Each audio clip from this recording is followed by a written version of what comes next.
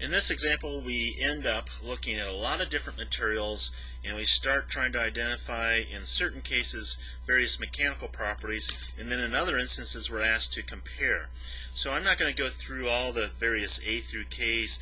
You've got answers you can be thinking about, trying to do those on your own, and then coming back and asking me questions if you're not clear on the answer. But I do want to talk generally about what's going on here. Here's one of the first times that we have some real stress strain curves going on for various materials, so that we can kind of compare and see what's happening here.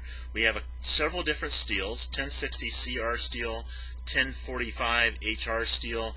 HR stands for a heat treatment process. The C stands for, well, frankly, I forget. The 1060 and the 1045 are codes.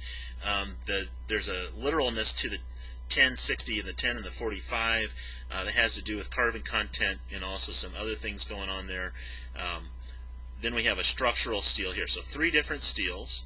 We have an aluminum, a special code alphanumeric there for that too. We have a magnesium, and then we have an organic material down here, the clear birch. Notice how all 3 steels start off in the same kind of way, and that's just pretty typical of most steels. No matter how much carbon content or other alloying agents that we put in there, typically, not always, but most of the time, the stiffness, that is that initial linear elastic region, is about the same. Now what is different is, well, what peak value do we get to, and how far out do we go beyond the yield point? That ductility is different for these 3. So the more carbon you add to the steel, the higher this ultimate strength is going to be, but you tend to be a lot more brittle. You don't have a large difference between the yield strain and the fracture strain. And that's why you put other alloying agents in there, so that you can then get that ductility, which gives us warning of impending failure, or what I say, warning of impending doom. Right? So that's some of the things you get going on here. Now notice that for the aluminum, it has a much less stiff behavior in the linear elastic region than what the steels do.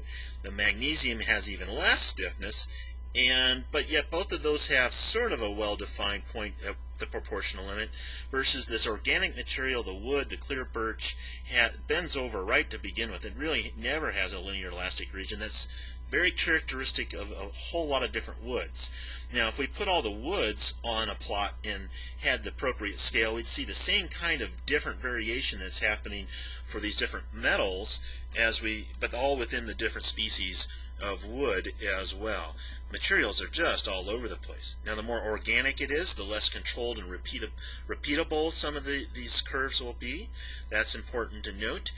Not all of them are as ductile as the clear birch would be. Some of them are going to be a lot more flexible. Some of the soft growing woods will be a lot more flexible. The slower growing woods, the hardwoods, would probably end up being both stronger and stiffer. Both of those kinds of things go a little bit hand in hand in the organic natural world. In our world of metals, usually the stronger it is, the less flexible it's, the stronger it is, the less ductile or more brittle it will be typically. And you have to do other things to get the ductility back out of it. Right? So you'll note that here what you're asked to do is find Young's modulus for one of these materials, the ultimate strength, the proportional limit, yield points, the yield stress, which is yield stress, yield point is the same thing, but you have to do it in different ways, right? Yield stress based on 0.2% permanent offset for the aluminum, because there's this gradual change in bending over on the stress strain curve, and there's no distinct place, as there is much more so in the steel.